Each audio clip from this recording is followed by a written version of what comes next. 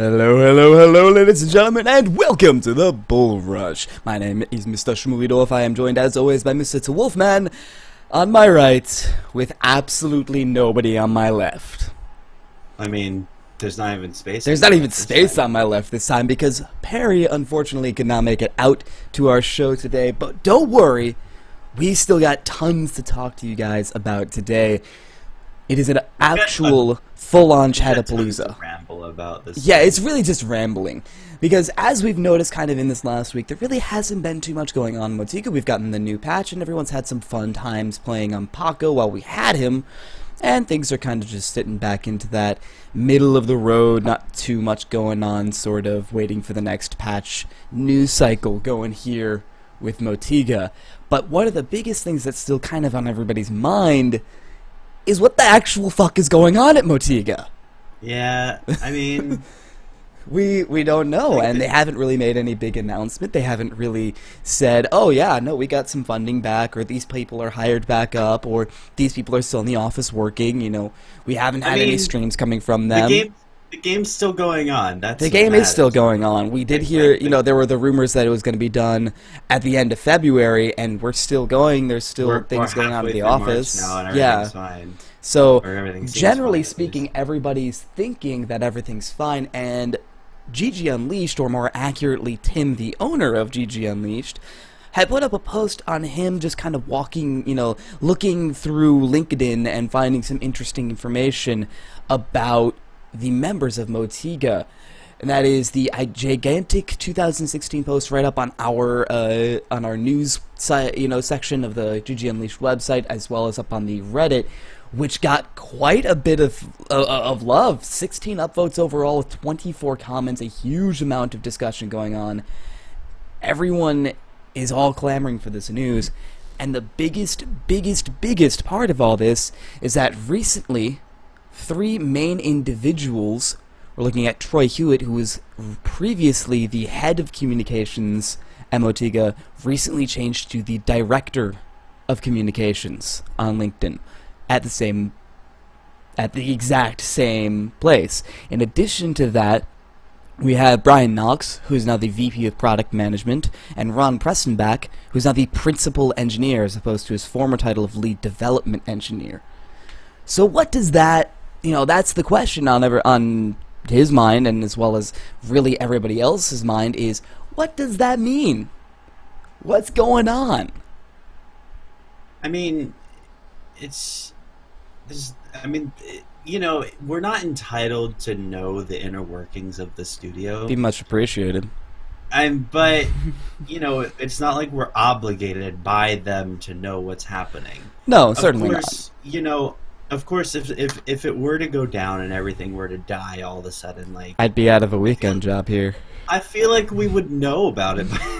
I feel like we would know about it by now. Yeah, we would. I feel like we definitely would. I mean, it's been a while since then. I mean, and when the announcement first dropped, it was like everyone was saying it's going to be at the end of February. Like, if they don't get funding by the end of February, the lights are going to turn off. Like, that's what Troy was saying. That's what Evan was saying. Nanaman, like everything. And and they're still there. Nanaman's still giving me his aerial drops of rubies, so you know we're good. But you should probably not announce that. Hey, I got, you know, it's fine. The interesting part about all of this is if you try and actually look at what that means, you know, with them changing their you know, what their names on their job titles on LinkedIn, you know, that could be really one of two things. LinkedIn obviously being used for many people within every industry as kind of a resume almost. If they're changing their titles, you know, it could just be them, you know, buffing it up before they try and find a new place to go work at. But what I think it is that some funding has been secured, and that these people are being hired back on for a super minimal streamlined development group, so where they can still work on bug fixes, they can still finish off some features they have lying around, they still have things going on at the office that they're working on, you know, like the previous lead development engineer being the new principal engineer, the previous director of product management being the VP of operations. They're forming almost a skeleton crew is what I'd like to think it is. You know, that's, mean, I guess, wishful thinking. I mean, if they can surpass with whatever they have, then yeah, I mean, it'll If work they can out. progress, yeah. If they can progress and they can keep everything running and like smoothly advancing everything that we've been working for when it comes to like keeping the game up and running and updated, you know, I think it's a matter of eventually, like, we'll see where it goes. Only because I mean, there's no real saying, there's no real confirmation about anything right now. But you know, we used to have like 80 to 100 Motigans, and like what we've seen right now with this, it's like they're running the studio with like 30 Yeah. at most. Like that's what it sounds like, but That's what it feels we like. we don't actually know. We don't actually know. It's a matter of knowing what's going to go on in the future. But Exactly. again, we're not And really obligated to know the interesting what thing, that is. well, I mean, interesting thing, purely for the sake of speculation, you know, they were able to deal with a lot of the things they had on the back burners, such as, you know, PAX tournament prizes that were up in the air now being secured, is what was stated here in the article. You know, PAX tournament prizes were secured, and others who were affected by similar issues were updated on the status. They're dealing with those. You know, they're getting their shit together, is the thing. And all of this news is coming at the same time as them going and saying, you know what, fine, we got all these people were laid off, okay, fine, we're all going to hang out at the office and do these massive live streams, we're all going to hang out at the office and keep on working on these games, we're going to support our community. That's not something that usually happens with a development team that is, you know, going to kick the bucket. I mean, if you look at Waystone Games, what happened when they were given the plug, you know, when the plug was pulled from funding? They literally were just like, yep, it's done, guys, sorry. Well, I mean, that's the thing, though. I feel like there were a lot of people within the community, like closer to the community, like Thor, that knew that it was happening, and they knew that it was happening, but it was kind of something that they were wanting to keep from us. Like the studio, Waystone, knew that. Yeah. It was. Well, coming. it was definitely people at Waystone knew that it was going to be happening. You know. But that's the thing, though. I mean, I think that's the. Motiga knew. Difference, though. You'd almost have to knew assume that it was happening. Yeah, they knew that it was happening, and then they immediately told us that it was probably. Yeah, hey, look, this happened. It was a possibility. Yeah, I mean, not to say that the fate would have changed if we had known beforehand, but it's just like, I guess I kind of like the thought of having a forewarning of knowing what's going. Yeah. Like what could be a possibility. And honestly, but that's just being picky. I don't. Yeah, I mean, honestly speaking, though, like you said, we're not obligated to know what's going on at the studios. I mean, there's nobody in the community that is what you would consider a shareholder. There's nobody in the community that has legitimately spent money that has gone towards the development of the game. There are people who spent money to support the community of the game. I mean, we are people like that. We flew out to help at PAX East, you know. We paid money to go to their events. We paid money to help them out, you know, in that sense. But realistically, there's nobody that would be considered a shareholder or even necessarily a customer at this point. It's just the community. So we're not obligated in the same way to know the inner workings of the studio, but I don't think they're ever going to keep that sort of stuff from us. I think right now we're in the same sort of situation that we've been in for the past month or so. Things are tight. They're doing everything they can to keep the game afloat, but eventually when they have something to tell us, they'll tell us. Yeah. And, you know, that won't be a thing to worry about either.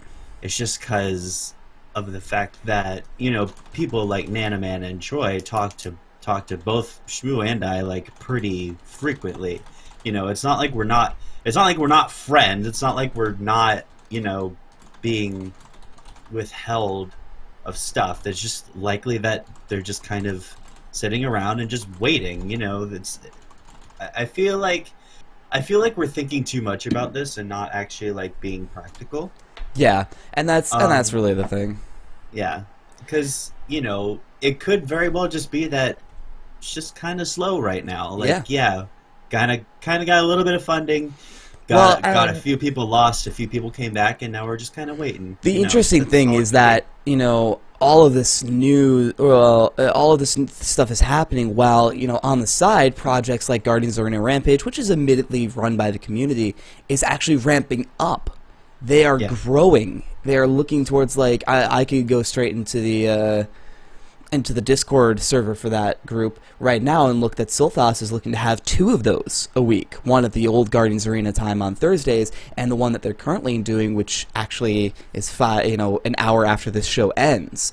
So they're ramping up. They're continuing going on. We have a lot of teams popping out and whatnot. People are dedicating more and more to this game, and while Motiga's kind of hitting a holding pattern, the community's stepping up.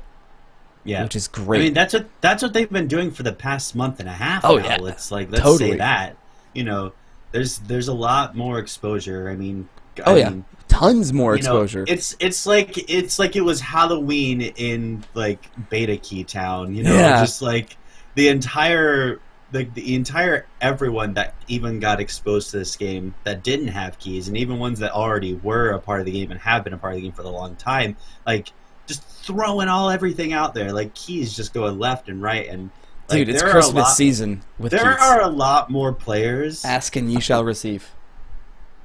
I feel like I've said this before, but there are a lot more players like that have been playing recently, like the past 2 weeks, than there probably have been in like the entire. Past year that we've been playing this game. And those numbers are being seen across the board. Like, you know, we have our own internal talk here at GG Unleashed, talking about specifically like, the numbers that we're seeing for, you know, our website and whatnot, and we're seeing almost 18.4K across the board with a 67% retention and revisit rate. That's ridiculous for a community website. Are you kidding me?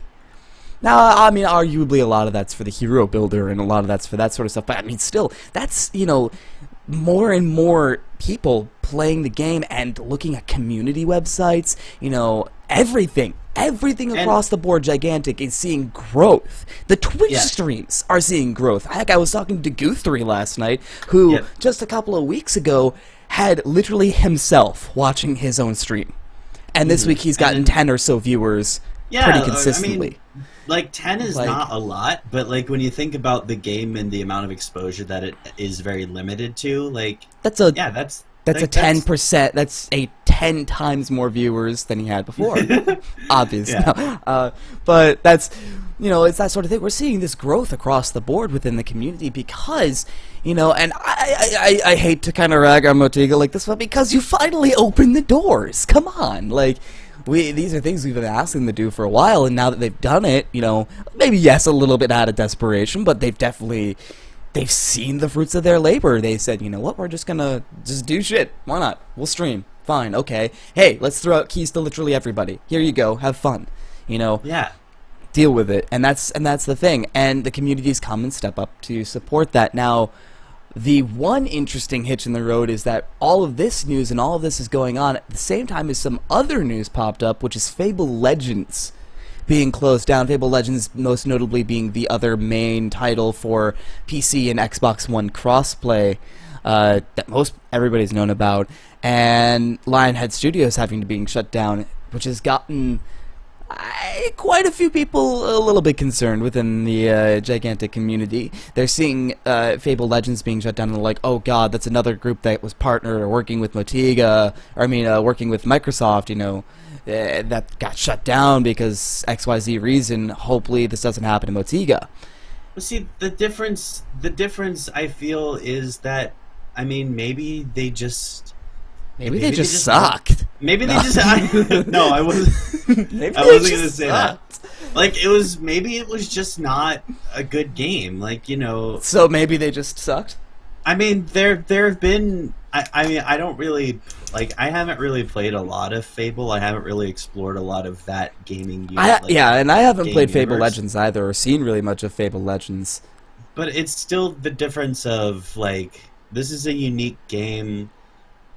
And Fable has kind of been done. Like, there's already 3 or 4 games that have been out for years well, now? And we see the major differences between this and Fable, Motiga and Gigantic and Fable Legends being pretty much the same differences between Motiga and Gigantic and Waystone Games with Dawngate, where Fable Legends was publishing with Microsoft. They were owned, like Lionhead Studios were basically owned by Microsoft.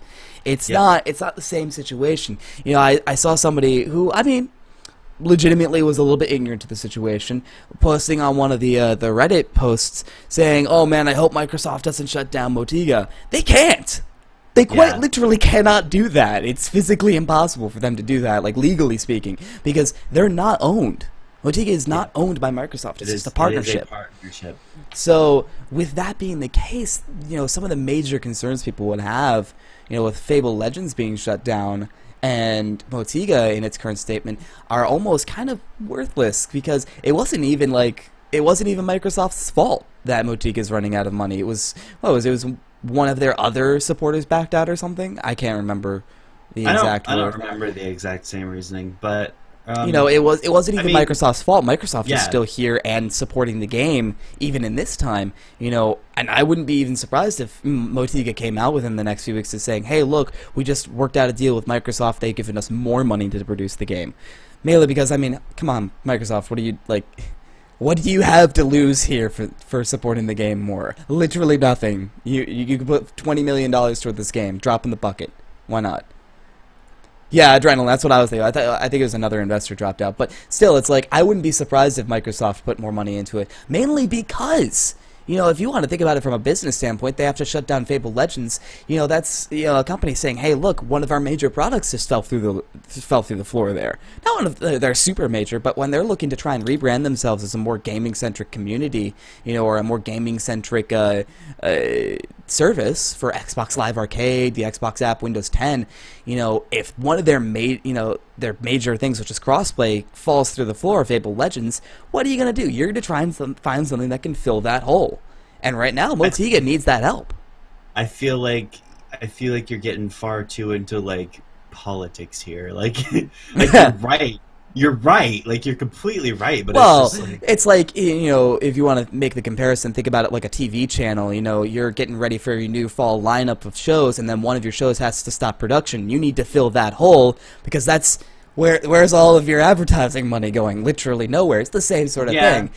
They have a big game lineup coming here. Fable Legends, Motiga with Go Gigantic.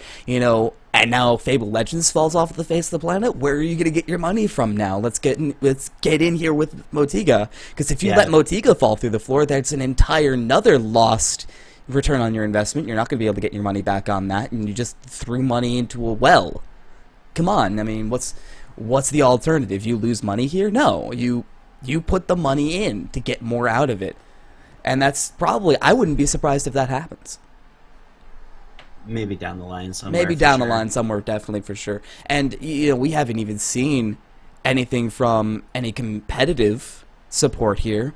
With the competitive scene, kind of fell off a little bit with the introduction of Beta 2.0. And that wasn't even just with, just the competitive scene itself not having a forum to go with anymore, because we didn't have the Guardians Arena for quite a few weeks there going in from the new year. We didn't have Guardians Arena, but now we do. But even then, the competitive guys weren't even scrimming anymore. They weren't even practicing like that anymore. They were like, we've got this game that we want to play, every day, and now we can. So that's what everyone in the competitive community has been doing. But now we're seeing that growth back up, like we were talking before. Yeah, we've discussed this before. We have done it before. It's one of those things where it's like, the only reason that people left is because they didn't have a game to play. Exactly. It's just like that's why. Well, and that's almost the same sort of deal with Synergy. Left. Exactly. With Synergy, they left because they didn't have the game to play. They didn't like the development. Sorry, I'm cutting you off completely, but they didn't like the development cycle and whatnot. You're right. These major competitive players saying, I don't have a game to play. Let me go play something I can play. Yeah, and then other people stepped up. Like we have Team Big now. When Team we Big, have which is another awesome. team, Let's. I mean, talking about Team Big a little bit. I mean, I've spent the last couple of weeks playing. I mean, we have Handsome Model now on Team Outlandish, one of the newest teams, and he was part of Team Big. But I've been playing with Fake Sim, one of the major members of Team Big this last week. 100% Team Big is all new players that popped in with the new beta. They've been around for like a month or two, and they're already trying to get in with this competitive scene. That's freaking awesome.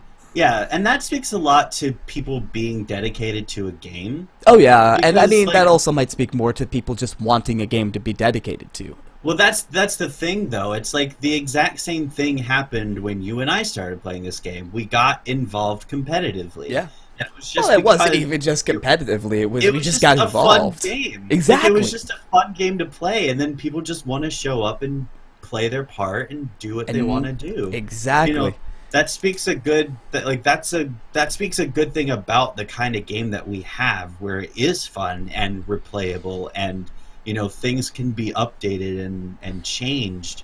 That's important stuff to think about. Like when this new map came out and Paco was released and now back in the storage bin for a little while he gets updated or whatever. Maybe they'll give him new animations, because I kind of hate the fact that there's not really the fucking snowball RMB. Like, yeah, you can see it fly towards you, but there's no indication, there's no sound effect that it hit you. Yeah. You just know that you're suddenly stunned for a second and a half. Yeah. It's just like, well, and right. like there's that area of effect on the ground when it hits the ground, like you'll see the circle on the ground where it is, but you don't see that when it's on you, because it'll still do that AoE stun on you and everyone around you, but you don't get that same circle. So, they have Paco. He's just kind of in the vault now because, I mean, not for the same reason Roland was in the vault. Roland was in the vault because he was stupid. Like, just broken and they couldn't balance it. But, okay. When one of the "Are you a good Roland player?" checks is if you get 30 kills in one game or not, Roland may be a little broken. Okay, that is fair. But I mean, Woo's been bugged for an age and a half. Ashling has seen rises and falls in power. Yeah. Charnock is still ridiculous. It was like watching watching Sam last night during the drug streams that were going on. Him playing Charnock and being so like, funny. Look at this, 465 damage on 1 LMB. Charnock is obviously fair and balanced hero. I love him. He's great. He's great. But so you're 100%. But I mean, like with Paco, going back obviously to the original guy here, obviously yes, they're gonna pull him out and finish him. Because, like you said, he doesn't have some animations. He doesn't have some, audio cues. He doesn't have anything like that in certain cases. He needs the spit polish. He needs the spit shine. I mean, like that they brought him out because he has almost everything completed. Yeah, but Motiga said that he was a prototype for a reason. Oh yeah, he is. Like, well, and he's a little bit less prototype than some of the other things that they were showing. That were shown. But he's still, I mean, more prototype than anything else. Like everyone is still ranting about Glyph and Zendora right now. Like, it's ridiculous. I'm just like, oh my god, let it go. Like, they're gonna come. Let it go. Shut up. But the interesting thing really with Paco, if you want to compare him to the most recent hero that came out, Beckett, when Beckett came out, she was complete 100%. She had all of her animations in place. It all looked smooth and wonderful. All of her audio cues were in place. She had all of her upgrade paths done properly. She was a completed hero 100%. Paco's not. This was not a release, and we knew that from day one of playing him. Like, they were showing him up on the stream, we're like, oh yeah, that looks awesome, why isn't he in the game yet, he looks done, and then everyone got to play, and we're like, oh, well yeah, okay, yeah, he's a prototype, right. Can you believe that there are people that think that he's, like, underpowered right now? I'm like, excuse you? What? Are you kidding me? No. Have you not played Paco? No. Do you not know what you're doing? He is absolutely broken. It is ridiculous. But where in the sense of brokenness, that's to be discussed. And yeah, that's a matter of personal opinion. Honestly, I feel like the most obvious one is his regen is a little bit ridiculous. Oh yeah. And his stun is stupid. Honestly, the stun on the right mouse button is just stupid. I mean, it has a long cooldown. There's an upgrade that makes it have a shorter cooldown if you hit multiple targets. But the fact that it has, like a charge time, like the fact that it's a ranged AoE stun. It's a ranged AoE stun with a good projectile speed and arc, and like, it's a large AoE. Like, he can hold it too. Like, he can hold the charge. Part. That's the dumbest absolute part. I hate that. He can hold it and just be like, I have the snowball, and he's just Hi, walking I got around. a snowball. Yeah, sure, you can't sprint, but that doesn't change the fact that as soon as you get a shot, like, you just let go and it goes. You know, I feel like there needs to be a time, because when you compare other stuns in the game, you know, Margrave, your leap, like, that's it. That's it, yeah. If you hit or miss it, it goes a cooldown. That's a 20-second cooldown. That's huge. Yeah, and it's the same thing with, like, whatchamacallit, Ashling's Q. Yeah, it's a range. It's not a stun. It's a cripple and whatnot. But I mean, it might as well be a stun. Let's be honest here. With that, it's instant. You know, it's let me put you here. Q done. You don't get to choose. Oh wait, hold on. Don't do that yet, Kador. Hold for a second. Hold. Okay, now you can do it. No, like you don't get that option with Paco. You do, and that's just dumb. Just absolutely dumb. I mean, with Charnock is the other major stun. With his Meteor upgrades, you can get the stun on the Meteor. For one, that's pretty hard to hit. Like, he's the only other ranged stun in the game, and that's a pretty hard stun to hit because of the delay on it. And in addition to that, it's got the same problem as everybody else. Once you've got it down on the ground, you can't move that. You can't aim that after you've placed it. It's down. That's it. With Paco, it's like, I want to use my stun. You know what? Never mind. I'm just going to hold on to this for a little bit. So yeah, Paco's broken. That's the reason why. That's not the only reason. No, it's not the only reason why. That is a huge contributor. He's also, I mean, arguably enough, he's not the tankiest guy in the game, just off of stats. It's just what he can do with his kit that makes him tanky. Yeah. Then he's got a lot of utility. You know, just the freezing and slowing with that and the movement speed. I feel like that's a problem in itself, because the only way that you can actually do no, we're not saying a melee stun. Yeah, it doesn't need to just be a melee stun. It just needs to be less stupid. No. But it just means you can't be able to hold it around. That's the big issue. Yeah, that should be a thing. That should not be a thing. Yeah. But the problem with him right now, with Paco right now, is that the innate tankiness is not there like it is for Margrave and like arguably Nasus, and maybe Ashling if you do that whole build with E. The problem is the fact that there's no reason for Paco to not do full healing on almost every single ability. Yeah. Just because of the fact that none of the other paths are worth anything either. Yeah, I mean, they are, but they don't fill the role that he's supposed to be. That he's designed for. Yeah, and even if you do go those other paths, there are other heroes that can do that better. Exactly. Like if you go the full damage route on Paco, like, heaven forbid, because it's atrocious. But, like, you know, yeah, if you get in there and you get all your frozens, you get all your damage off, like, you're going to be worthless for the rest of a team fight. And when you're a huge target that has a pretty good health pool and a good amount of, like, soft crowd control to fill in that disruptor, initiator, tank role, like, you don't have any of that. You don't have that because you can't survive long enough without your self-regen. And I think that should be addressed just because of the fact without it, he's worthless. That he doesn't fill the role that he needs to be. And that he's designed for. Like, that's it. Like, I mean, he could be Gnosis, he can be a Gnosis, but if you want him to be a Gnosis, why not just play a Gnosis? And if you need a Gnosis, why are you choosing either of those for that role? Because Gnosis is garbage. No, no, don't say that.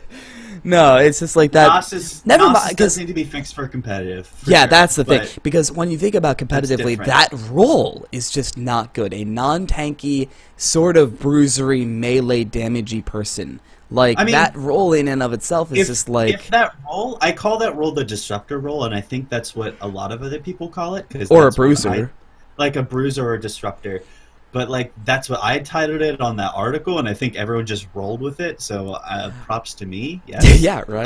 Like, but props to him. You have to think of other characters that can fill that role at the moment. You got Wu, you've got Zenobia, you've got Nasus. Like there are a lot of people that can do that. Like Aisling can do that. Yeah. Taito technically can, but I mean he's more of an assassin. And Yeah. he's like a Wu is the quintessential disruptor. Yeah, I mean, because he's got so much innate crowd control. Yeah. But it's just like there are other people that they can do the job better. So there's no reason not to play Paco as a full tank. Exactly. The problem is that with the full regeneration build, you can't do anything else, and you're so easily countered by either Voden or Beckett poison. Yep. Or by Zenobia's null healing field. Yep. And the thing with that though is just that even with those sorts of counters to him, you know, those are the only two. For one, is the AoE null healing field and the poisons from either Voden or Beckett, you know, with her grenade. Poison grenade. And even if he doesn't, he still has the other broken parts of his kit, the freezing being a ridiculous amount of slow for what it does, and the stun. So, yes, you can counter him in that sense, and if your team focuses him, he'll have, you know, he has the same problem that Nasus will have, which is if you focus him, he's probably going to die. But even with all that, he can still hold his own much better. It's like if you gave Wu the ability to be, you know, a super utility sponge. You know, rather than just being a CC sponge with a good amount of damage. Yeah. So it's one of those weird things. It's just like, yes, he has a very clear and easy counter to him, and I'll give it to those people, you know, if that say that he feels underpowered, if for no other reason than he can be countered so just easily with stuff like that. But yeah. I'm gonna immediately take it away from them because it's like he still has the most broken ability in the game right now. I want to discuss that as well. I don't think that one thing should be the counter to so many people. Like Vadasi, Paco. Oh, the poison and heal null, like, yeah. I hate that. I hate that one little thing that a few, like a small pool of heroes has. Zenobia, completely Voden, makes you worthless. Beckett. Yeah. And I mean, okay, to be fair, poisons don't make you completely worthless. It just makes you feel completely worthless. Like, but that's the thing, specifically with Vadasi. And yeah, you could argue like that's why Counter's picking the game, and like, oh, this is looking like we could have like a pick a ban system coming soon. But it's like, I don't. Yeah, but it's not even a pick and ban system that you need there. If I'm playing Vadasi, because she's broken as fuck, but not as much anymore. Arguable, but okay, but they still like, because the thing is, they ruined her healing beam. They absolutely not with the whole it actually takes orbs now. That's fine, but with the new way that they made it tether to people, it's just like it's so stupid because it doesn't heal the person you're supposed to be healing. No. I think that raises the skill cap of the player, because the problem with Vadasi right now, or was before, was that she can kind of pseudo aim a healing beam towards a target and then just kind of stand 20 million feet away and still heal them completely. Yeah, but that doesn't still fix it from the bugs that it has, where you could be aiming directly at the person you want it to heal and it still choose to heal somebody else because there's a millimeter in front of the target you want to heal them to the left. That's okay. That's I'm fine with that. I'm not fine with that. I'm fine changing that just for the sake of like consistency. That's fucking and stupid. What makes sense? Yeah. But I like the idea of Vadasi having to go a little more all in just to have her full healing potential. Yeah, and I'm fine with that. You know, the point I'm trying to make is that if I'm playing Vadasi, I don't want to be sacrificing 200 plus health to summon 3 orbs, and then only heal my allies like 125 a tick every 1.5 seconds, having to spend 2 resources and like super long cooldowns just for not good healing. Like that shouldn't be a thing. I shouldn't feel like I'm becoming with the poisons. far It's worthless. just like a major counter, and the problem with it really is that, you know, it's 100% centered to really only 3 heroes that have that ability to do that sort of stuff. I mean, the not being able to be healed inside of the Zenobia thing is just the biggest pain in the ass. But I would almost say that that's super easy to counter. You know, countering Zenobia's null heal field of just like, hey, don't stand in the fucking pool. But it's enormous. Yeah, it's enormous. Enormous. It's enormous. It's but here's the thing: slow. you don't get that ability with poisons. Once you're poisoned, you can't not stand in the poison anymore. No, you're poisoned. And you have to stay poisoned until it goes away. You don't have that ability to just be like, yeah, no, I don't want to be poisoned. Let me walk out of it. No, it follows you. Yeah, Deal with and it. when the heroes that do have access to poison, one, Beckett's poison field is, 1, enormous, and 2, bounces. Who thought that was a good idea? It's not that big. And it's second big, of all, but it's not that big. Voden has upgrades that spread poison to nearby allies and can last like 3 additional seconds. And people wondered why we chose Voden over Charnock in the past. It already lasts like 6 seconds. Like, I don't need to be poisoned for 10 seconds, thank you. I don't need 10 seconds of reduced outgoing healing. You know what the stupid part is? Is if you get poisoned right off, spread it to an ally, and then your poison goes away while they still have the poison, you can get it back from them. Yeah, yep, that's... That is so... it's things like that, you know, that make poison what it is. And it's all centric. I absolutely love him, but just please, Contagion is so stupid. Yeah, but like all these things is broken. like poisons in general are centric to these 2 heroes. There's no one else in the game that have poisons except for Wu, and only if you go literally the dumbest upgrade path you can think of. It's not a bad upgrade, but when people go that path, they're more trying to pick a fight and stay in a fight. You know, like, hey, you want to have... let me get a poison on my tongue instead of resetting my cooldowns on my tongue. Well, you also have a pretty strong, you know, regen. Like, that's 70 healing a second for 4 seconds. I want healing instead of being able to 100 to 0 my opponent. No, you can still do that. The other, have you even played Wu? The Yes. other upgrades, if you're going full assassin, there's no reason not to go either the healing tongue or the poison tongue. Just because, yeah, you can reset your cooldowns, but that's only if you want to go on another target. And chances are, if you're sticking around for that long in a fight, like, you're gonna die anyway. Yeah, fair enough. I mean, like, my thing is that with the... you can 100 to 0 someone with just 1 combo anyway, and if you well, can't, and it's like, not even the 100... pretty damn low. It's not even the 100 to 0 part. It's that, you know, imagine that you have all of your abilities have major disruption. You get your main combo off, major disruption on your first target, or on a multiple series of targets, plus a reset and even more disruption. That's like 5-6 seconds of you just CCing the enemy team. That's absolutely true, and I'm not saying that the reset tongue is bad. Like, It's I not. actually I prefer the reset tongue. Honestly. Most everybody does, and not for the reason you think. It's because they want to be able to cliff game with Wu. Yeah, that's very true. But I mean, the point of this whole thing was the fact that poison is ridiculous and stupid, and Yeah. I also want to discuss, like, are you on the side of poison reducing outgoing healing or decreasing incoming healing? Decreasing incoming. Like, It should not don't mind decrease outgoing. Yeah, I think too heavy of a counter. Decrease incoming. Yeah, it's too heavy of a counter to have it so where it decreases outgoing, because you don't Like- have to, like, say you're a Voden, right? And Yeah. you're on that whole, I'm going to decrease incoming damage. Then you have to hit your poison on multiple people. Yes, with Contagion, you can pretty do that easily, but you have to hit multiple people with your poisons. You have to spread it to everybody on their team, pretty much, for it to be even remotely effective.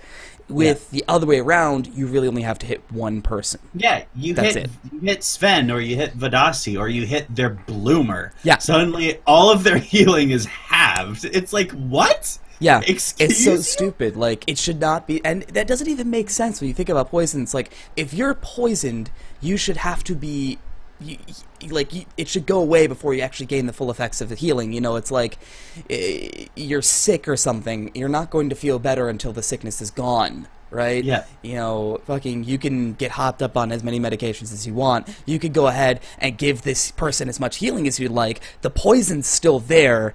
They're not going to be taking as much effectiveness for the healing. I think that's what it should be, even just from a logic standpoint.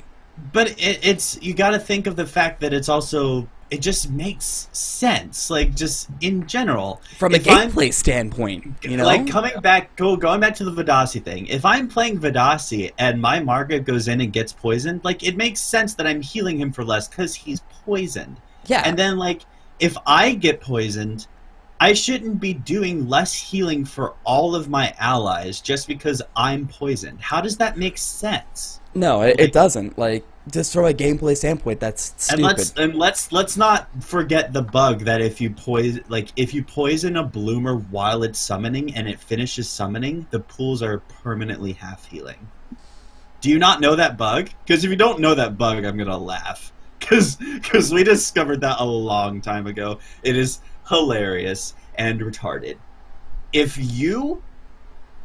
there's a young bloomer on the enemy side and they upgrade it to a full bloomer and you poison it before it finishes summoning, the healing pools are 50. They are 50 a tick permanently until it dies. It is I'm done. so I'm just done. stupid. I'm done. It is so dumb. That's like, it. Gigantic, you can close down now. I'm done. I'm sorry. You're effectively... This bug effectively makes it so that they spend a focus point for an adult bloomer that hardly has more health and defenses and heals for less. Like... I'm so done with this. This is so stupid. What the app? Did you really not Who know? thought this was? No, I didn't know. I actually didn't know. I don't pay attention to that sort of stuff. Yeah, but no duh. It's dumb. It is dumb. Like it's not on purpose. Granted, we can't like be completely mad at it, but like, how has that not been fixed already? That's been in the game for a good 2 months now, like at least. Like we've discovered this for a long time. And it just, it's stupid. It's so stupid. Poison is stupid. Poison is stupid. That's the point of this conversation. That's, change the title of this stream. Poison is stupid. Chattapalooza, poison is dumb. Okay. Alright. So, moving on. Go ahead, next topic. Moving on. We've got 15 minutes left. There's really only one topic left that you could really talk about, which is with Siren Strand finally being in the game, being able to play on it for a week. We've seen some very polarizing opinions on it. There are a large number of people that don't like the map. There are a large number of people that really do like the map. And I think one of the biggest differences between those two groups is their opinion on the closed quarters combat of the map, which I can understand because when it first came out, we kind of said this a little bit, that Siren Strand takes the best of both worlds from the other maps. It takes the closed quarters combat feel of Canyon and mixes it with the large, spread out, multi-movement path, rotation style gameplay of Sanctum Falls. And I think you mixed that up. I did? Because the open combat is in Canyon, isn't it? I mean, it is kind of close quarters. Well, are you saying that Sirens has the open? Okay, are you saying that Sirens has the openness and the close quarters combat of the other two maps? Is that what you're saying? What I'm saying is that Siren Strand has the competitive rotation capability of Sanctum Falls, but keeps the very closed quarters combat style that you get in Canyon. From Ghost Reef, okay. Yeah, in Ghost Reef. Yeah, okay. I can agree to that then. And a lot of people don't like, because it's definitely more close quarters in Siren Strand. Almost every single fighting location is very close. The only time that you don't get that is when you go to Clash, when everything opens up a lot more, which honestly I think is great, because it creates this really nice binary from the map, where in the pre-Clash stages of the game, it's all very close quarters, you're fighting at specific objective points, and then it completely opens up going into Clash, because you cut off all of that side of the map where it's super close quarters, with the exception of Falls, Falls and Sub, and the entire other side of the map is super wide open. You know, all the major fighting points are super wide open. There's a lot of rocks and like turns and part of the cover, but a lot of it still is very open. And that's the thing. But the major thing that we liked from it was the multiple movement paths. I remember I counted it out. You know, in Ghost Reef and in Sanctum Falls, when you go to the Guardian Pits, there's only really 3 paths you can take. Yeah, they're kind of like, oh, I can move between this path here to the other one and whatnot, but really there's only 3. And even in Sanctum Falls, really there's only 2. Yeah. There's straight up the center, or you go through Secret. You go through middle or through Secret, that's it. Exactly. And yeah, you can get to middle from Chime, but why the fuck would you do that? And on Ghost Reef, you have 3, which effectively is 2 if you're being smart and put a Cyclops at pools. Because then you just put the wall there and now you can't go that way. So it's effectively 2. I mean, they could just kind of run to where the creature is and then hop. But that's still the center, you know, really. Well, but no, if they go up that little hill, they're behind the wall, and then they're on that other side of the canyon. Yeah, fair point. But still, it's only 3 compared to on Siren Strand, which has 5. Yeah. You could go around the back end from Sub, you could go up to Sub, but then go into the left through Anchor. There's the front entrance from Anchor that you could jump up from Barge to get to. There's the tunnel, and there's the entire left side as well. Yeah. There are 5 ways into enemy Guardian Pit. In addition to that, there are multiple intersecting cross points, you know, paths to go between points. You know, say you're up at Ship, you could either go straight up into Sub, you could go from Ship over to Barge or Sirens, depending on the side of the map, you could go down and then in through Tunnel and up to Anchor. There's so many rotation ways. It's a very complicated map that allows for so much more competitive play. And I think that's why a lot of people don't like it, especially like the newer players. Because when they start the game, like chances are 9 out of 10 times they've done the tutorial and they've played like 3 games on Canyon. Or not even that, they played the tutorial and are immediately thrown into Siren Strand. Well, yeah, that's just a problem with the fact that Siren Strand was like 50% possible, yeah. Yeah, it's like 50 or more % possible to get it just because it was the new thing and they wanted them to play it. Yep. But it's just like, it's confusing because Ghost Reef, I'm not saying Canyon anymore. Ghost Reef, it's so straightforward. Oh yeah, 100%. There's 2 rotations. There's no left or right.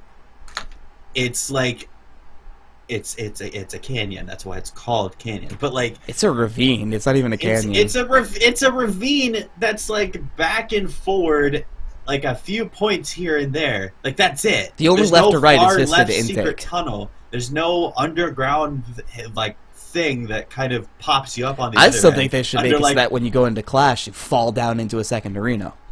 But I mean, that's arguable with other things. Yeah. Other things. But the point is, like, it's a very straightforward She was map. right. Like, Siren Strand is just super complicated, and never even mind. It's not even a big map. Like, it's not. But never even mind the fact that the mini-map doesn't really showcase the amount of verticality there is. So you could think you're going to a point and then realize, wait, I'm underneath that point. I'm not actually there. And there's no way to notice that from the mini-map, so that confuses people even more. I understand. You know, I was talking to Optimality, who, you know, in our chat right now, he doesn't like Siren Strand, but he was growing on because he was playing it more, but, like, he didn't like it because that was the thing, didn't understand all of that. But when you really think about it, we've said this before, you know, verticality in the game versus vertical using abilities seems to have been made separate from each other. You know, there wasn't a map and a set of abilities that worked with verticality properly. Siren Strand is the one map right now that is out that uses verticality in a way that the other 2 maps don't even touch. There's so much useful verticality in this game, and it's not even just so like, oh, I'm this much ahead of you. No, sometimes it's just this much. You know, if you're talking about the central ship across the map, you know, you have to jump up to get to that center point, you know, in the ship, right at the dead center of the map. You have to jump up, and that even small amount of verticality there adds such a new dynamic to the game. It just makes a huge difference, because I mean, you can kind of say the same thing for, like, Secret on Sanctum Falls, but it's like, if you don't have some kind of leap or, like, a jump pad, you have to spend time to go all the way around and either through the ice cave or up the little hill and then jump in right to where the creature is. Like, it's really interesting having that whole new dynamic. You know, if you go to the other side of the map where Sirens and Barges, you know, there's that is a little more open, but there's that ramp that goes into the middle of the ship. There's the two, like, really tall ice pillars. Yeah, there's and the far end where that one sniper perches that can, like, that can see straight across into where the outgoing part of ship is. Well, like, and that's another thing trench. is, like, with this map, Siren like, Strand, the sniper paths are so really useful, but are super closed and tight. So, like, yeah, I can see to this really integral point, but the enemy team could move literally 2 feet to the left and be outside of my range of vision. Yeah. So it creates a really awesome play with arguably snipers. That's something that people don't like, but it's you know, I love it because, you know, if you think about that, if it didn't have that kind of a mechanic where it was like, oh hey, they can just move out of my range of sight, Sirens would be broken because there are so many ways the sniper could see across the map, and Imani would just be just destroying on that map. Because that's the reason why Imani's so popular on Sanctum Falls, and even on Ghost Reef. You have a perch that can see literally everything in the middle point in River. Yeah, like, and River is super important nowadays. You can see all... yeah, right? When did that happen? When bloomers became a thing. When they moved the freaking bloomer pools. Oh, my God. But, like, you can see all of the river. You can see partially into their forest. You can see their sniper perch. You can see the creature on the river point itself. You can see the stairways. Like, you can see everything, and there's hardly any cover unless you're, like, directly under her. And that puts you in a bad position just because you're so much closer to the enemy side of the map. Yep. Granted, if you're going after her as an assassin, then you're doing it right, but that's a completely different story. So then, obviously, we like Siren Strand. Do you feel that newer players that get more time on the map are eventually going to like? I do. I think that the more newer players play on Siren Strand, the more and more they're going to grow to it. And a little bit of that is obviously because they're starting to understand the map before, you know, more than they were before. I mean, they're just starting to understand the game more. Like, that's also the same thing. Like, you know, yeah, we're technically we're all new players when it comes to Sanctum Falls. Not Sanctum Falls, when it comes to Siren Strand, because it technically just came out. Yeah. You know, like, we can study the map all we want. We can see VODs, but unless you actually play the map, like, you're not really going to know every little thing about it until you get completely exposed to it.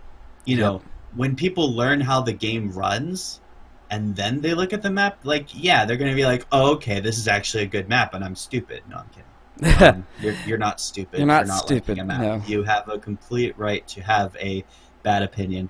Now, here's the thing. As we kind of wrap up the show here, there was one post up on the Reddit in kind of response to the new map, as well as talking about something previous to the maps in general and to previous to Beta 2.0, which was the weekly discussions, where he was trying to have a discussion on new map environments. You know, we already have the trio here. We have a Rocky Canyon, we have a Forest Temple, and we have an Arctic Sea.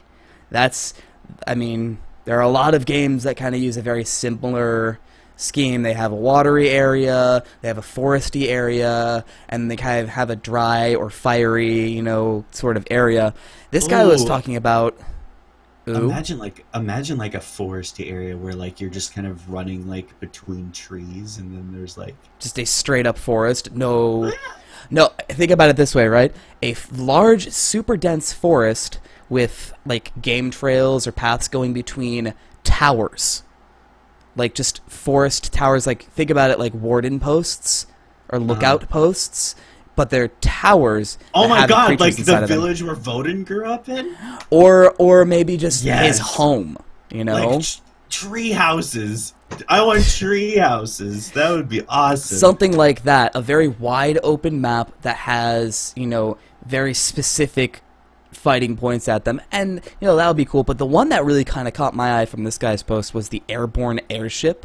Perhaps belonging to a third house or to a neutral party. Perhaps a sky pirate, whatever, you know, where you get launched from your airships onto this third huge airship. Where Like you're fighting for control of the vessel.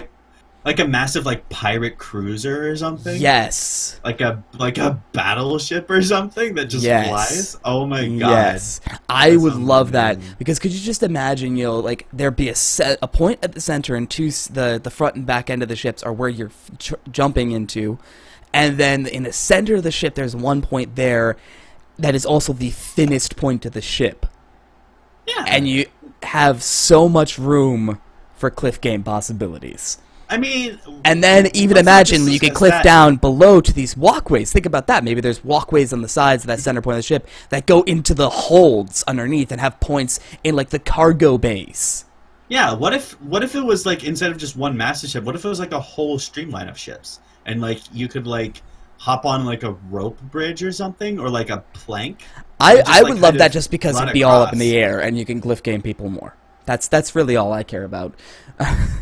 But this was actually a really cool discussion. The entire post had you know, it didn't have too much discussion on it, but, you know, people were, you know, this first topic was like the airship idea is flawless, you know, so many cool things that were in there, and cool ideas. I honestly, you could just grab like an element and then just like build something out of it. You know, I would honestly love to have, you know, the weekly discussions back, and that's really where I was going, was having that weekly discussion posts back, because those were amazing, absolutely amazing, and it had a lot of really great things. And not even just the weekly discussion posts on the Reddit, but weekly discussions between the community and the devs or something, just to talk about cool mechanics and whatnot, which are also, by the way, discontinued. There were dev talks every week. Those aren't a thing too much anymore, but, you know, those sorts of things. They are, just with interior members of the community.